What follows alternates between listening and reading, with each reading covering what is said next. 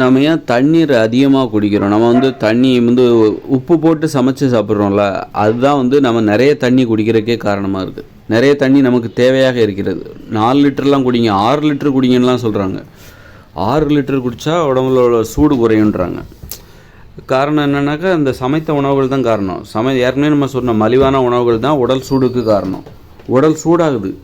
இந்த மலிவான உணவுகளை சாப்பிட்டாக்கா இட்லி, பூரி, பொங்கல், தோசை, பிரியாணி, பழைய சாதம், பேக்கரி உணவுகள், பரோட்டா, மாமிச உணவுகள், கோழிக்கறி இதெல்லாம் சாப்பிட்டாக்கா உடம்பு, அது கோழிக்கறி மட்டும் இல்லை, எந்த உணவு இட்லி, பூரி, பொங்கல், தோசை எதை சாப்பிட்டாலும் உடம்பு சூடாகுது, பயங்கரமாக சூடாகுது. அப்போ அதை தணிப்பதற்கு நம்ம நிறைய தண்ணி குடிக்க வேண்டிய அவசியம் இருக்குது. 3 லிட்டர் 4 லிட்டர் குடிங்க, 6 லிட்டர் குடிங்கன்னு சொல்கிறார் ஒருத்தர். அப்போ தான் அந்த உடல் சூடு தனியுங்கிறாங்க. அது மாதிரி உப்பு போட்டு சமைக்கிறோம். உப்பு தின்னா தண்ணி குடிக்கணும் அப்படின்னு சொல்லுவாங்களா, உப்பு தின்னாவும் தண்ணி குடிச்சு தான் ஆகணும் அப்படிங்கிற மாதிரி நம்ம உப்பு போட்டு சமைச்சு சாப்பிட்றதுனால தான் நிறைய தண்ணி குடிக்க வேண்டிய அவசியமாக. சமைத்த உணவுகளை அதை நம்ம மலிவான உணவுகளை சாப்பிட்றோம், அப்புறம் உணவை சமைத்து சாப்பிடுகிறோம், மாமிச உணவுகளை சாப்பிடுகிறோம், உப்பு போட்டு சமைச்சு சாப்பிட்றோம். இதனால் நம்ம நிறைய தண்ணி குடிக்க வேண்டிய அவசியம் நமக்கு தேவைப்படுகிறது. நீங்கள் வந்து மலிவான உணவுகளை நீங்கள் சாப்பிடல, மாமிச உணவுகளை நீங்கள் சாப்பிடவில்லை என்றால் ரொம்ப மசாலாலாம் சேர்க்காமல் நீங்கள் சாப்பிடுறீங்க, குறைவாக மசாலாக்கள் குறைவாக சேர்க்கப்பட்ட உணவுகளை சாப்பிட்றீங்க, நல்ல உணவுகளை சாப்பிட்றீங்கன்னாக்கா உங்களுக்கு வந்து நிறைய தண்ணி தேவைப்படாது, நிறைய தண்ணி குடிக்க வேண்டிய அவசியம் உங்களுக்கு ஏற்படாது. குறைவான தண்ணி தான் நீங்கள் சாப்பிடுவீங்க. 3 லிட்டர் தண்ணியெலாம் குடிக்க வேண்டிய அவசியம் இல்லை. 2 லிட்டர் தண்ணி குடித்தா போதும், அல்லது 3 லிட்டர் கூட போதும்.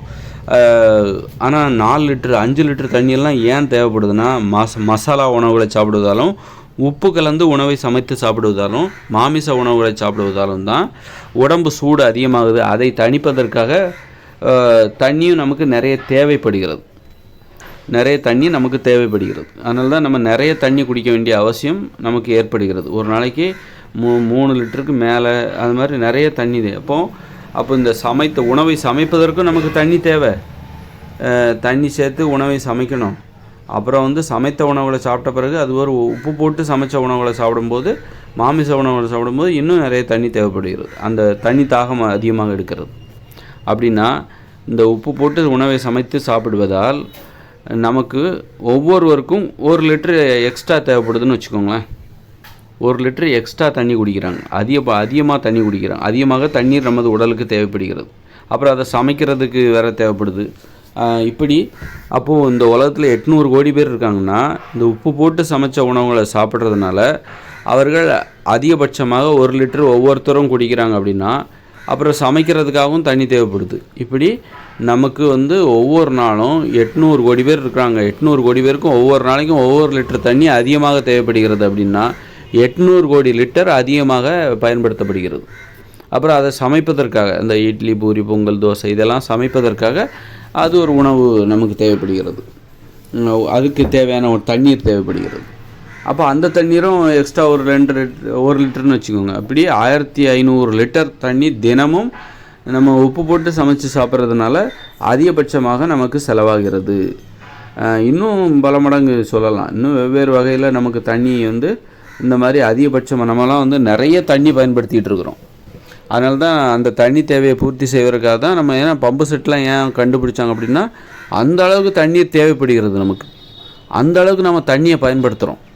தண்ணீரை வந்து பல கோடி லிட்டர் வந்து நம்ம வந்து பல்வேறு காரணங்களுக்காக தண்ணீரை நாம் வந்து பயன்படுத்தி கொண்டிருக்கிறோம். அது இந்த இயந்திர அறிவியல் உலக வாழ்க்கை முறையால் நமக்கு ஏற்பட்ட ஒரு கூடுதல் செலவினம். இந்த இதில் வந்து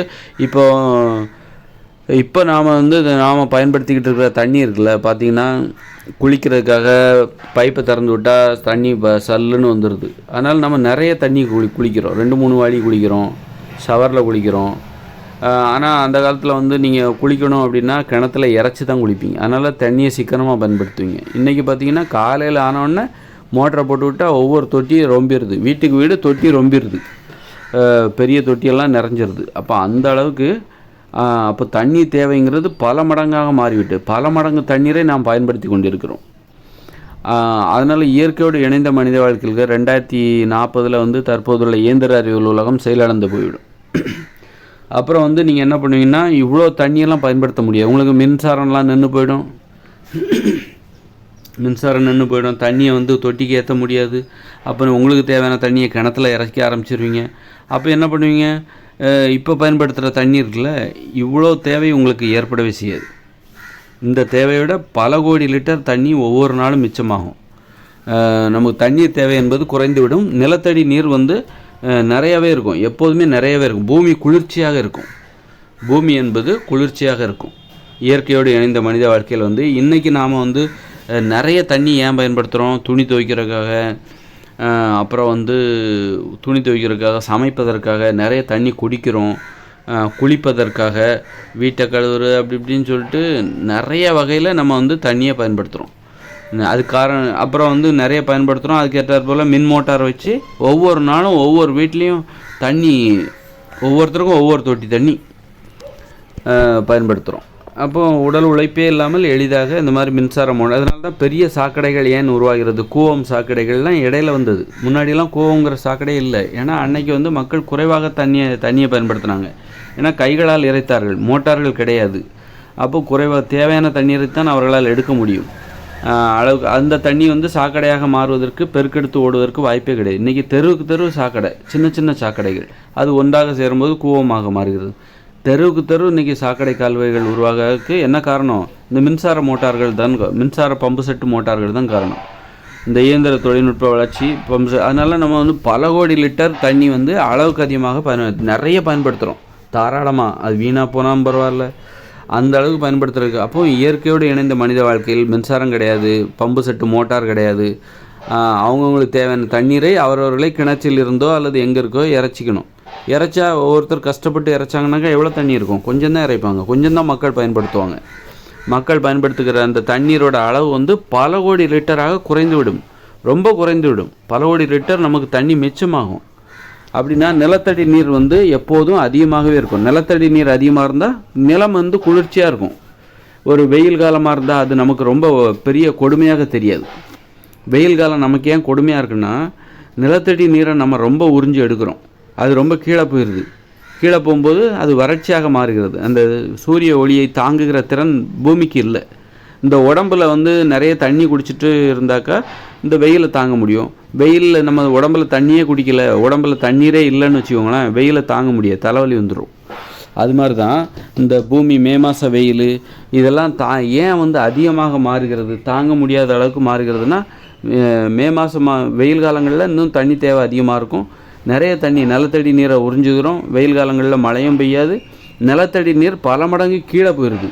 அப்புறம் மேல் பகுதி வறண்டு இருக்குது. பூமியின் மேல் பகுதி இருக்குல்ல, ஒரு 10, 15, 20 அடி 30 அடிக்கு வறண்டு போய் இருக்கிறது. நீரே இல்லாமல் ஈரப்பதமே இல்லாமல் வறண்டு போய் விடுகிறது வெயில்களால். அதனால் வெயிலோட தாக்கம் ரொம்ப கொடுமையாக இருக்குது.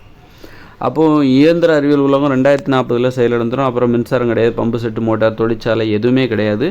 அப்போ நிலத்தடி நம்ம பம்பு செட்டு மோட்டார் மூலம் தினமும் வந்து நிறைய தண்ணீரை எடுக்க முடியாது.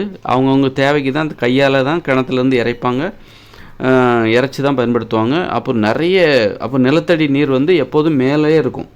அப்போ வெயில் அடிச்சதுன்னு வச்சுக்கோங்களேன், உங்கள் உடம்புல வந்து நீர் சத்து அதிகமாக இருந்தால் வெயில் உங்களை ஒன்றும் செய்யாது. உடம்புல நீரே இல்லை, தண்ணீரே இல்லை, நீங்கள் தண்ணியே குடிக்கல அப்படின்னா வெயில் வந்து உங்களை ரொம்ப பாதிக்கும். அது மாதிரி தான் இந்த நிலத்தில் தண்ணி அதிகமாக இருந்ததுன்னா, நிலத்தடி நீர் மட்டம் உயர்வாக இருந்தால் இந்த வெயில் உங்களை வந்து ஒன்றும் பண்ணாது. இந்த வெயிலை தாங்குகிற திறன் இந்த பூமிக்கு வந்துடும். வெயில் எவ்வளோ தான் அடித்தாலும் இங்கே வந்து குளிர்ச்சியான காற்று வீசும், மரங்கள் பசுமையாக இருக்கும். ஏன்னா நிலத்தடி நீர் மட்டும்தான் மேலே தானே இருக்குது. அப்போ மரங்கள் பசுமையாக இருக்கும், காற்றும் குளிர்ச்சியாக இருக்கும். எவ்வளோ தான் வெயில் அடித்தாலும் அனல் காற்று வீசாது, அந்த மாதிரி குளிர்ச்சியான காற்று வீசும். இந்த மாதிரி பல நன்மைகள், உலகமே குளிர்ச்சி அடைந்து விடும். புவி வந்து வெப்பமயமாதல் என்கிற பிரச்சனையே மறந்து புவி குளிர்ச்சி அடைகிற பிரச்சனை தான் அதிகமாகும். குளிர்ச்சி அடைகிற பிரச்சனை இதுதான் இங்கே அதிகமாகும். வெயில் காலங்கிறது பெரிய பிரச்சனையாகவே நமக்கு வராது. அதனால் வந்து இயற்கையோடு இணைந்த மனித வாழ்க்கையில் வந்து நாம் பயன்படுத்துகிற தண்ணி இருக்குல்ல, அங்கெல்லாம் யாரும் உப்பு போட்டு சமைச்சு சாப்பிட மாட்டாங்க, உப்பே கிடைக்காது. ஏன்னா வாகனங்களே கிடையாது. வாகனங்கள் கடற்கரையில் போய் யாரும் உப்பை எடுத்து உற்பத்தி பண்ணி யாரும் வியாபாரம் பண்ண மாட்டாங்க. ஏன்னா பணம் என்னும் நடைமுறையே கிடையாது, பணம் என்கிற நடைமுறையே இல்லாமல் போய்விடும். அதனால் வந்து வியாபாரம் விற்பனை இதெல்லாம் இருக்காது. அதனால் உப்பு வந்து கடற்கரையில் உற்பத்தி செய்யப்பட்டு மற்ற பகுதிகளுக்கு கொண்டு செல்வதற்கு வாகனங்களும் இல்லை. இப்படி எந்தவித சாத்தியமும் இல்லாத நிலையில் மக்கள் உப்பு போட்டு சமைச்சு சாப்பிட்ற அந்த வழக்கத்தையே விட்டு விடுவாங்க. அதனால் அவர்கள் குடிக்கிற தண்ணி கூட அவங்களுக்கு 2 லிட்டர் குடித்தா போதும் ஒரு நாளைக்கு. ஏன்னா உடம்பு குளிர்ச்சியாக தான் இருக்கும், ஆல்ரெடி குளிர்ச்சியாக தான் இருக்கும். அதனால் அவங்களுக்கு நிறைய தண்ணி தேவைப்படாது. இந்த உப்பு போட்டு சமைச்சு சாப்பிட்றதுனால தான் உடம்பு அனலாக மாறுகிறது. மாமிச உணவுகள் சாப்பிடுவது வன்முறை உணர்ச்சி ஏற்படும். இந்த மாமிசம்லாம் சாப்பிட்டா வன்முறை உணர்ச்சி ஏற்படும். ஒரு வன்முறை உணர்ச்சி, கோபம் அதிகமாக இருக்கும். அப்போ வந்து உடம்பு சூடாயிரும். கோபம் அதிகமாச்சுன்னா உடம்பு சூடாயிரும்.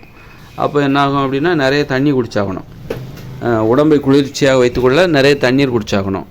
ஆக இந்த மாதிரி நம்ம வந்து இந்த இயந்திர அறிவியல் உலகில் நாம் வந்து சமைத்த உணவுகள், உப்பு போட்டு சமைச்ச உணவுகள் இதெல்லாம் சாப்பிட்றதுனால இயந்திர அறிவியல் உலகில் வாழ்வதற்காக பல கோடி லிட்டர் தண்ணி நம்ம பல மடங்கு அதிகமாக பயன்படுத்தி கொண்டு இருக்கிறோம். அது வந்து புவி வெப்பமயமாதலுக்கு அது ஒரு காரணம். நிலத்தடி நீரை உறிஞ்சி கொண்டு இருக்கிறோம். புவி வெப்பமயமாதலுக்கு இதுதான் காரணம், வேறு ஒன்றுமே கிடையாது. புவி வெப்பமயமாதலுக்கு மரங்களை வெட்டுவது, மரங்களையும் வெட்டிக்கிட்டு இருக்காங்க, அது ஒரு காரணம். அப்புறம் நிலத்தடி நீரை பாருங்கள், ஒவ்வொரு வீட்லேயும் உறிஞ்சி எடுத்துக்கிட்டே இருக்காங்க. ஒவ்வொரு வீட்லேயும் ஒவ்வொரு தொட்டி யூஸ் பண்ணிகிட்டே இருக்காங்க. ஒவ்வொரு தொட்டி தண்ணி வந்து யூஸ் பண்ணிகிட்டே இருக்காங்க. உறிஞ்சி எடுத்து பயன்படுத்தி மீண்டும் அது கழிவு நீராக எங்கே போகுது? நிலத்துக்கே போகல, சாக்கடைக்கு போயிடுது. பயன்படுத்துகிறாங்க, உறிஞ்சுறாங்க. அது திரும்ப மறுசுழற்சி முறையில் ஒரு மரத்துக்கோ செடிக்கோ பாய்ச்சிடுறாங்கன்னா அப்பவும் பரவாயில்ல. நம்ம ஏன்னா பூமியில் எடுக்கிற தண்ணி பூமிக்கே தானே போகுது அப்படின்னு சொல்லிட்டு அது கொஞ்சம் ஆறுதல் அடையலாம். இது என்னாகுன்னா நம்ம வந்து சுத்தமான நீராக உறிஞ்சி கழிவு நீரை சாக்கடையில் கலந்து விட்டு விடுகிறோம். அந்த நீர் வந்து நிலத்துக்குள்ளே போகுமான்னு சொல்ல முடியாது. நிலத்துக்குள்ளே போனால் அது போகுமா? கடலுக்கு போயிடுதுன்னு, கடலுக்கு போயிடுது. அப்போது அந்த மாதிரி புவி வெப்பமயமாதலுக்கு மிக மிக முக்கிய காரணம் 2 காரணம். புவி வெப்பமயமாதலுக்கு அடிப்படையான காரணம் நிலத்தடி நீரை நம்ம உறிஞ்சிக்கிறோம். அந்த பம்பு செட்டு மோட்டார்கள் மூலம் பம்பு செட்டு மூலம் நிலத்தடி நீரை வந்து ஒவ்வொரு வீட்லேயும் உறிஞ்சிக்கிட்டு இருக்காங்க. உலகம் முழுக்க உறிஞ்சிக்கிட்டே இருக்காங்க. எவ்வளோ தண்ணி உறிஞ்சிக்கிட்டே இருக்காங்க. இது வந்து புவி வெப்பமயதலுக்கு மிக மிக முக்கியமான ஒரு காரணம். அப்போ இன்னொரு காரணம் மரங்களை வெட்டுவது. வெட்டிக்கிட்டே இருக்காங்க. அது நல்ல விஷயந்தான், மரங்களை வெட்டுறது நல்ல விஷயந்தான். ஏன்னா நமக்கு பயனில்லாத இப்போ தேக்கு மரம், சந்தனம், இது ஏதோ பெரிய பெரிய மரங்களெல்லாம் வெட்டிக்கிட்டு இருக்காங்க அமேசான் காட்டில். வெட்டிட்டு இனிமேல் வந்து நாம் திட்டமிட்ட ஒரு காட்டை உருவாக்க வேண்டும். இயற்கையோடு இணைந்த மனித வாழ்க்கை என்பது காடுகளில் தான் நாம் வாழ வேண்டும். காடுகள் தான் மனித வாழ்க்கையின் இருப்பிடம். நாம் காடுகளில் தான் குரங்குகளாக விலங்குகளாக வாழும்போது வாழ்ந்து கொண்டிருந்தோம். இப்போ நம்ம காடுகளைத்தான் உருவாக்கப் போகிறோம். திட்டமிட்ட நமது பயன் தருகிற பழங்களையும் காய்களையும் தருகிற உணவுகளை தருகிற ஒரு காடுகளை உருவாக்க போகிறோம். தேவையில்லாத மரமே இருக்கக்கூடாது. அது தேக்கு மரமாக, அது நமக்கு தேவையில்லைன்னா வெட்டி போட்டுரு, அதெல்லாம் வளர்க்காத. கருவேல மரம், அது மாதிரி நாட்டு சீமை கருவேல மரம் அதுவாக இருந்தாலும் அதையும் வெட்டி போட்டுரு. ஊருக்கு ஒரு மரம் வச்சுக்கலாம். அந்த மாதிரி அதன் தேவை அறிந்து ஒரு மரம் 2 மரம் அப்படி தான் வச்சுக்கணும். மற்ற மரங்கள் மாமரம், கொய்யா மரம், பலா மரம் இங்கே எங்கே பார்த்தாலும் உணவுகளை தருகிற மரங்களாக இருக்க வேண்டும். பழங்களை பசியை போக்குகிற மரங்களாக இருக்க வேண்டும். காய்கறிகளை தருகிற செடிகள், கொடிகள் இது தான் அதிகமாக வளர்க்கணும். மற்ற மரங்கள், செடிகள், கொடிகளுக்கு நம்ம கட்டுப்பாடுகளை விதிக்க வேண்டும்.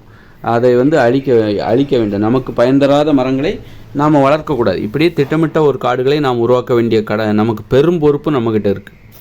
அதனால் இயற்கையோடு இணைந்த மனித வாழ்க்கை என்பது காடுகளில் தான் நாம் வாழப்போகிறோம். அது வந்து மனித உயிர்கள் தாங்களால் திட்டமிட்டு தங்களுக்கு பயன் தருகிற செடிகள், கொடிகள், மரங்கள் மட்டுமே வளர்கிற ஒரு காடுகளை நாம் உருவாக்க போகிறோம். அப்போ தான் நம்ம வந்து மகிழ்ச்சியாக வாழ முடியும், நிலையாக ஒரு இடத்துல வசித்து வாழ முடியும். இல்லைன்னா நாடோடிகளாகத்தான் ஊராகத்தான் தெரிவோம், தெருவாக தெரிய வேண்டிய நிலைமை வந்துவிடப் போகிறது. அதனால் வந்து நமக்கு பயன் தராத மரங்கள் எதெல்லாம் இருக்குது. அப்புறம் ஒரு புளிய மரமாக, அதுவும் ஒரு எண்ணிக்கை, ஒரு பகுதியில் 1 கிலோமீட்டர் சதுர கிலோமீட்டரில் ஒரு புளிய மரம் 2 புளிய மரம் தான் இருக்கணும். அது மாதிரி ரொம்ப நிறைய மரங்கிற பேரில் நிறைய பயன் தராத மரங்கள், சவுக்கு மரம், அந்த மரம், இந்த மரம்னு சொல்லிட்டு பச்சையாக இருந்தாலே போதும், வெள்ளையாக இருக்கிறவங்க எல்லோரும் நல்லவங்க அப்படின்னு நினைக்கிற மாதிரி பச்சையாக இருந்தாலே போதும், பச்சையாக இருக்கிறது எல்லாம் நல்லதுன்னு நினச்சிடக்கூடாது. அதனால் நமக்கு பயன் தருகிற மரம், உணவுகளை தரணும். முக்கியமாக உணவுகளை தரணும். அப்புறம் மருத்துவ பயன் இருந்தால் அதற்கு ஒரு மரத்தை அனுமதித்து கொள்ளுங்கள். ஒரு சந்தன மரமாக, அதனால் மருத்துவ பயன் இருக்குது அப்படின்னா அதில் வந்து பழம்லாம் கிடைக்காது. ஆனால் வந்து அதில் வந்து மருத்துவ பயன் இருக்குன்னா ஊருக்கு ஒரு மரம் வச்சுக்கோங்க, சந்தன மரம், அவ்வளோதான். அதுக்கு மேலே வச்சுக்கக்கூடாது. ஆனால் எல்லா மரங்களும் ஒவ்வொரு ஊரிலும் இடம்பெற வேண்டும். இப்போதைக்கு ஒவ்வொரு சதுர கிலோமீட்டரிலும் அனைத்து வகையான மரங்களும் இடம்பெற வேண்டும். எல்லாம் அந்த மாதிரி ஒரு அற்புதமான ஒரு செயற்கையான ஒரு உலகை நாம் உருவாக்க வேண்டும். பிற மரங்கள் எல்லாத்தையும் அதை தான் வெட்டிகிட்டு இருக்கான். அதனால தான் மரங்களை வெட்டுவது நல்லதுன்னு நான் சொல்கிறேன். மரங்களை வெட்டுறது ரொம்ப அற்புதமாக ஒரு பெரிய சேவை. மரங்களை இன்றைக்கி லட்சக்கணக்கான மரங்களை வெட்டிக்கிட்டே இருக்காங்க, மிஷினை வச்சு வெட்டிக்கிட்டே இருக்காங்க, அறுத்து கூறு கூறாக வெட்டி தள்ளிக்கிட்டு இருக்காங்க. அது மிகப்பெரிய சேவை. எதற்காக? அப்போ நம்ம என்ன பண்ண போகிறோம் அப்படின்னா, நமக்கு பயன் தராத மரங்களை எல்லாம் வெட்டி அகற்றி விட்டு இன்னும் திட்டமிட்டே பண்ணலாம். அமேசான் காடுகளில் அது பெரிய வேலையாகவே செய்யலாம். அமேசான் காடு இருக்குல்ல, அங்கெல்லாம் போயிட்டு ஒரு பெரிய அது ஒரு பெரிய சமூக பணியாகவே காடுகளெல்லாம் வெட்டி, ஆனால் அதான் உலகத்துக்கு மழை தருகிற பகுதியாக இருக்கிறது. பெரும்பகுதி மழை தண்ணி. அப்போ என்ன பண்ணோம், அந்த பயன் தராத மரங்களெல்லாம் வெட்டிட்டு பயன் தருகிற மரங்களை அங்கே நடணும். அதையும் பண்ணணும். அதுக்காக தான் நம்ம வெட்டுறோம். அதனால தானே வெட்டுறதை நியாயப்படுத்துகிறோம். அதனால் பயன் தருகிற மரங்களை அங்கே நட வேண்டும். உலகம் முழுக்கவே நட வேண்டும். மனித உயிரினத்தை உலகத்தின் பல்வேறு பகுதிகளில் மனித இனம் இல்லாத இடமே இல்லைங்க. அப்போ தான் பூமியை பாதுகாக்க முடியும். மனித இனத்திற்கு சாதகமாக இந்த பூமியை பாதுகாக்க முடியும். பூமியை மனித இனம் இல்லைனாலும் பாதுகாப்பாக தான் இருக்கும். ஆனால் நாம் இப்போ ஏன் மனித இனத்தை பூமியின் அனைத்து பகுதிகளிலும் குடியமர்த்த வேண்டும்? இல்லை, வாழ்வதற்கு சிரமமாக இருக்கிற பகுதிகளில் குடியமர்த்தக்கூடாது. இப்போ ரொம்ப ஐஸ் பண்ணி மூடி இருக்கிற சில நாடுகள்லாம் இருக்குது. அங்கெல்லாம் ஏன் அவ்வளோ சிரமப்பட்டு வாழணும்? 3 மாதம் 4 மாதம் வெறும் பனியிலே உறைஞ்சி போவாங்க, உறைஞ்சி கிடக்கும் வெள்ளையாக. அதிலெல்லாம் வாழ வேண்டிய அவசியம் இல்லை. நல்ல அற்புதமான நாடுகள் இருக்குது. எங்கெங்கெல்லாம் எளிதாக வாழ முடியுமோ அங்கெங்கெல்லாம் மனித உயிரினத்தை குடியமர்த்தி விட வேண்டும். அதுதான் அப்போ தான் அவங்க இந்த பூமியை பராமரிப்பார்கள். தங்களுக்கு சாதகமாக இந்த பூமியை பராமரிப்பார்கள். அப்போ தான் அது பாதுகாப்பாகவும் இருக்க வாய்ப்பு இருக்கிறது. பூமி பாதுகாப்பாக தான் இருக்கும். மனித உயிரினத்துக்கு சாதகமாக அது மனித உயிரினத்துக்கு சாதகமாக இருக்க வேண்டும். அதுதான் நமக்கு தான் அது பாதுகாப்பு என்பது நமக்கு அது பாதுகாப்பாக இருக்க வேண்டும். இந்த பூமி என்பது நமக்கு பாதுகாப்பாக இருக்க வேண்டும். அப்படின்னா என்ன படுத்தணும்? எங்கெல்லாம் மனித உயிரினத்தை வசிக்க செய்ய முடியுமோ நிறைய பேர் இருக்கணும். ஒரு ஆஸ்திரேலியானா அது எவ்வளோ பெரிய கண்டம். இந்தியாவில் ஒரு 100 கோடி பேர் வாழ்வதற்கு ஏற்ற ஒரு இடம். ஆனால் அங்கே 30 கோடி பேரோ 35 கோடி பேர் தான் இருக்காங்க. இன்னும் 70 கோடி பேர் அங்கே குடியமர்த்தலாம். அப்படின்னா அதை பயன்படுத்தணும். அப்போ தான் ஆஸ்திரேலியா மனித உயிரினத்தின் ஒரு பயன்பாட்டுக்குள்ளே வரும். இல்லைனா நீ 30 கோடி பேரை மட்டுமே அங்கே இருக்க செய்கிற அப்போன்னா என்ன அர்த்தம்? பெரும்பகுதியை உன்னால் பயன்படுத்த முடியாது. எதிர்காலங்களில் இயற்கையோடு இணைந்த மனித வாழ்க்கையில் பெரும்பகுதி இடத்த ஆஸ்திரேலியாவை நீ பயன்படுத்தவே முடியாது. எல்லாம் காடுகளாக மாறிவிடும். அங்கே விலங்குகள், பெரிய மிருகங்கள்லாம் தங்கிடும். அதுவே அங்கே வசிக்கிற மக்களுக்கு மிகப்பெரிய அச்சுறுத்தலாக மாறிவிடும். அதனால் அதை பயன்படுத்தணும். ஒரு வீடுன்னா அதை சுத்தமாக வச்சுருந்தா தான் நமக்கு அது பயன் தருகிறது. இல்லைன்னா நம்ம ஒரு வீடு அல்லது புல் பூண்டு புதரமாக வச்சுருந்தோன்னா அதில் பாம்பு வரும், அது வரும், இது வரும். அப்புறம் அதனால் மனித இனத்தை ஒரு ஆஸ்திரேலியாவோ அமெரிக்காவோ எங்கே இருந்தாலும் சரி எல்லாரையும் குடியமர்த்துங்க. எல்லா பகுதியிலையும் வரவேறுங்க. அமெரிக்காவில் குடியேறுவர்கள் வரவேற்கப்படுகிறார்கள் அப்படின்னு ஒரு அறிவிப்பை வெளியிடுங்க. யாரெல்லாம் வரீங்களோ உங்களுக்கு நாங்கள் ஃப்ரீ விசா தரோம் அப்படின்னு சொல்லிட்டு அமெரிக்கா முழுவதுமாக மக்களை குடியமர்த்துங்கள். அது மக்கள் பயன்படுத்தினால்தான் அது பயன் தரும்.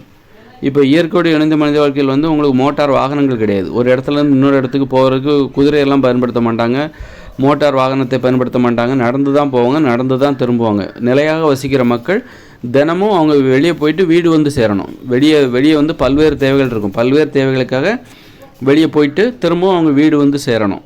அப்போ அந்த அளவில் தான் அவங்க தொலைவு வீட்டை விட்டு ரொம்ப தொலைவு போக மாட்டாங்க. ஏன்னா அவங்ககிட்ட வாகனமும் கிடையாது. தினமும் வீடு சேரணும். ஒரு குடும்பமாக வாழ்கிறவர்கள். அப்படி இருக்கும்போது நீங்கள் எவ்வளோ தூரத்தை நீங்கள் பயன்படுத்துவீங்க? ஒரு அமெரிக்கா இருந்தால் அங்கே எவ்வளோ, அமெரிக்காங்கிறது மிகப்பெரிய பரப்பளவு கொண்ட நாடு. அப்படின்னா அது நீங்கள் எவ்வளோ தான் பயன்படுத்துவீங்க? அங்கே இருக்கிறதே ஒரு 40 கோடி பேர் தான் இருக்காங்க அப்படின்னா. ஆனால் அங்கே கிட்டத்தட்ட 150 கோடி பேர் வசிக்கலாம் தாராளமாக. அப்படின்னா நீங்கள் அதை நீங்கள் பண்ணலை அப்படின்னா பயனற்றதாக போய்விடும். அதை பராமரிக்க முடியாமல் போய்விடும். அப்புறம் அது புதர்களாக மாறிவிடும். பெரிய பெரிய அடர்ந்த காடுகளாக இயற்கையோடு இன்னும் 20 வருஷத்துக்கு அப்புறம் மாற ஆரம்பித்து விடும். அப்புறம் அங்கே மிருகங்கள் வாழ ஆரம்பித்து விடும். அந்த மிருகங்கள் மனித வாழிடத்திற்குள் படையெடுக்க ஆரம்பித்து விடும். அவர்களை கட்டுப்படுத்த முடியாது. அவைகளை மிருகங்களை கட்டுப்படுத்த முடியாது. அதனால் இந்த எங்கெல்லாம் மனித உயிரினத்தால் வாழ முடியுமோ அதையெல்லாம் பயன்படுத்துவது தான் பாதுகாப்பானது.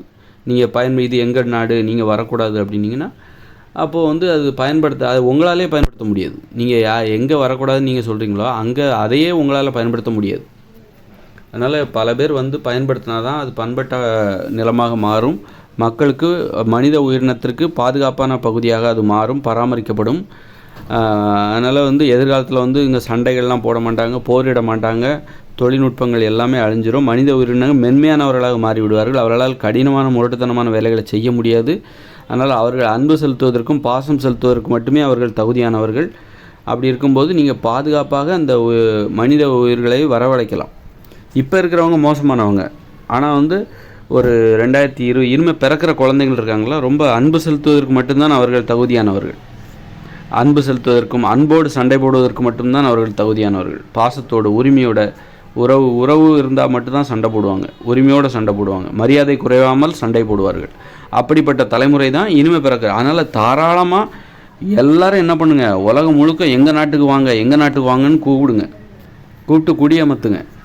அப்போ உலகம் முழுவதும் எங்கெல்லாம் மனித இனத்தால் எளிதாக வாழ முடியுமோ அங்கெல்லாம் வந்து பயன்படுத்த முடியும். இப்போ ஆஸ்திரேலியாவில் பனியெல்லாம் மூடாது, அந்த பகுதி கிடையாது. அங்கே வந்து எல்லா காலங்கள்லேயும் மக்கள் இயல்பாக வாழ முடியும். அப்படின்னா அங்கே இன்னும் 100 கோடி பேரை குடியமர்த்தலாம். அப்படின்னா அதை செய்யுங்க.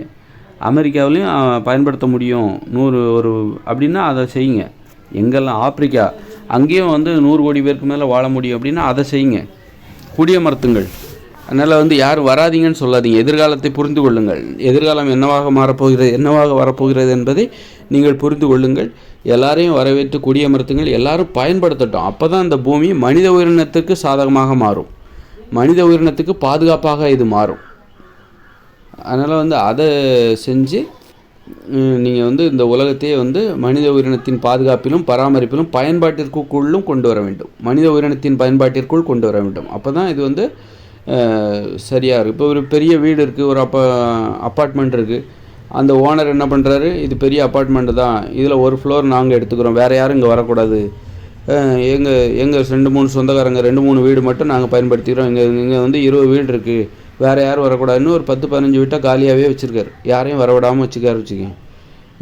இவர் வீட்டை சுத்தமாக வச்சுக்கிறாரு. இவருடைய சொந்தக்காரங்க 4 பேர் இருக்காங்க, அவங்களும் அவங்க வீட்டை சுத்தமாக வச்சுக்கிறாங்க அந்த அப்பார்ட்மெண்ட்டில். மீதி இருக்கிற ஒரு 10-15-20 வீட்டில் வந்து யாருமே இல்லை. ஆனால் என்னாகும், அது வந்து நூல் அடைஞ்சு போகும், பால் அடைஞ்சு போகும், கரையாம்புத்து ஏறிடும், அந்த வீடே இடிஞ்சு போயிடும் கடைசியில். இவங்க 4 பேரும் அந்த வீட்டு ஓனர் கூட வசிக்க முடியாத ஒரு வீடாக அது மாறிவிடும். அப்போ எல்லாரையும் அவர் என்ன பண்ணியிருந்துக்கணும், அந்த அப்பார்ட்மெண்ட் முழுதும் வந்து எல்லாரையும் குடியமர்த்தி அந்த வீட்டை பயன்படுத்தி இருந்தால் என்ன இருக்கும், அந்த வீடு பாதுகாப்பாக பராமரிக்கப்பட்டு பாதுகாப்பாக இருந்திருக்கும். அப்போ அதுதானே ஒரு அறிவுடைமை. அதுபோலத்தான் நீங்கள் வந்து இந்த உலகம் முழுவதும் மனித உயிரினம் எங்கெல்லாம் எளிதாக வாழ முடியுமோ அங்கெல்லாம் அவர்களை குடியமர்த்த வேண்டும். கடினமாக வாழுகிற பகுதியில் குடியேறாதீர்கள். வருடத்தில் சில 3 மாதம் வந்து எங்கள் நாட்டில் வந்து பனி முழுதும் மூடிருங்க, சும்மா முழங்கால அளவுக்கு பனி படர்ந்து விடும், வீட்டின் கூரைகள் வந்து 2 அடிக்கு ஒரே பனியால் மூடப்பட்டு விடும் அப்படின்னா 2-3 மாதம் போராடித்தான் எங்கள் நாட்டில் வாழ வேண்டும். அப்படி என்றால் அதுபோன்ற இடத்தில் வசிக்காதீர்கள், வெளியேறி விடுங்கள். ஆப்பிரிக்காவுக்கு போங்க, ஆஸ்திரேலியாவுக்கு போங்க, இந்த மாதிரி சீனாவுக்கு போங்க. இந்த மாதிரி வந்துட்டிங்கன்னா உங்களுக்கு வந்து ஒரு எங்கெல்லாம் எல்லா இடத்துலையும் பரவாயில்ல எல்லாத்தையும் வரவேறுங்க. அதுதான் இதை செய்யணும். எங்கள் நாட்டுக்கு வாங்க, எங்கள் நாட்டுக்கு வாங்க அப்படின்னு எல்லாத்தையும் வரவேறுங்க. எங்கள் நாட்டுக்கு வராதிங்க, இது எங்கள் நாடு, பரந்த நாடு, சும்மா கடந்தாலும் பரவாயில்ல அப்படின்னா அது உங்களுக்கு தான் நாளைக்கு எதிராக மாறும். நாளைக்கு எதிர்காலத்தில் நீங்கள் வந்து உங்களுக்கே அது எதிரானதாக மாறும். நல்லா தெரிஞ்சுக்கோங்க. எதிர்காலத்தில் மனித இனம் இன்றைக்கி இருக்கிற கெட்ட புத்தி அவங்களுக்கு இருக்காது. நல்லவர்களாக மாறிவிடுவார்கள். பண்புடையவர்களாகவும் பாசமுடையவர்களாகவும் அன்புடையவர்களாகவும் மாறிவிடுவார்கள். அவர்களால் முரட்டுத்தனமான எந்த வேலையும் செய்ய முடியாது, போரிட முடியாது. அதனால்தான் அவர்கள் போரிட தகுதியற்றவர்களாக மாறிவிடுவார்கள். வன்முறையினாலே அவர்களுக்கு பிடிக்காது. அவர்கள் மகிழ்ச்சியாக வாழ்வதுதான் அவருடைய நோக்கம். அதனால் வந்து நாடோடிகளாக அலைய மாட்டாங்க, நிலையாக ஒரு இடத்தில் வசிப்பார்கள். தினமும் வெளியே போயிட்டு வீடு வந்து சேரணும். குடும்பமாக வாழ்வார்கள், கூட்டு குடும்பமாக வாழ்வார்கள். குழந்தைகள், மகிழ்ச்சி, வீடு, சந்தோஷம், விளையாட்டு இப்படின்னு வாழப்போகிற ஒரு தலைமுறை உலகம் முழுவதும் வரப்போகிறார்கள். அதற்கு நீங்கள் உங்கள் நாடுகளின் கதவுகளை திறந்து வையுங்கள். உங்கள் நாடுகளில் உள்ள கதவுகளை திறந்து வையுங்கள். கதவுகளை எடுத்து விடுங்கள், திறந்தே இருக்கட்டும். எல்லோரும் அவர்களை குடியமர்த்துங்கள். நான் வடிவமைத்த அந்த ஊர், அதை வந்து உருவாக்கி குடியமர்த்துங்கள். அதுதான் எதிர்காலத்தில் வரப்போகுது. அதை நீங்கள் நான் வடிவமைத்த அந்த ஊரை நீங்கள் நடைமுறைப்படுத்த தவறிட்டீங்கன்னா அப்புறம் வந்து ரொம்ப சிக்கல். இவ்வளோ கஷ்டப்பட்டு அதனால் எந்த பிரயோஜனம் இல்லை அப்படிங்கிற மாதிரி சண்டை சச்சரவு, ஒரு அமைதியற்ற ஒரு வாழ்க்கை, சண்டை சச்சரவு வராது. ஆனால் ரொம்ப கஷ்டப்படுவாங்க, தண்ணிக்கு கஷ்டப்படுவாங்க, நிறைய வகையில் கஷ்டப்படுவாங்க, துன்பப்படுவாங்க. தண்ணிக்காக நெடுந்தொலைவு அலைய வேண்டிய நிலமெல்லாம் வரும். ஒரு ஒழுங்கு இருக்கணும். அதற்கான விதிமுறையை அடிப்படையாக கொண்டு தான் நான் உருவாக்கிய அந்த ஊர் ஒரு உலகம். அது ஒரு அற்புதமான உலகம். உலகத்தின் மிகச்சிறந்த கண்டுபிடிப்பு அதுதான். கண்டுபிடிப்புகளின் ஒரு அதிசயத்தின் உச்சம் என்று அதை சொன்னால் அது அந்தளவுக்கு அற்புதமான அந்த இதை நீங்கள் சீக்கிரம் உலகம் முழுக்க வைங்க. இதுவே நான் ரொம்ப காலம் தாழ்த்தி விட்டேன். இதுவே நான் ரொம்ப தாமதமாக இந்த கண்டுபிடிப்பெல்லாம் கிட்டத்தட்ட 10-15 வருஷத்துக்கு முன்னாடியே நான் வெளியே விட்டுருக்கணும். முடியாமல் போச்சுது. இப்போ நீங்கள் பயன்படுத்தி கொள்ளுங்கள். இப்போ என்னால் முடிஞ்சிருக்கு. இதை வெளியிட்டிருக்கும், பயன்படுத்தி கொள்ளுங்கள்.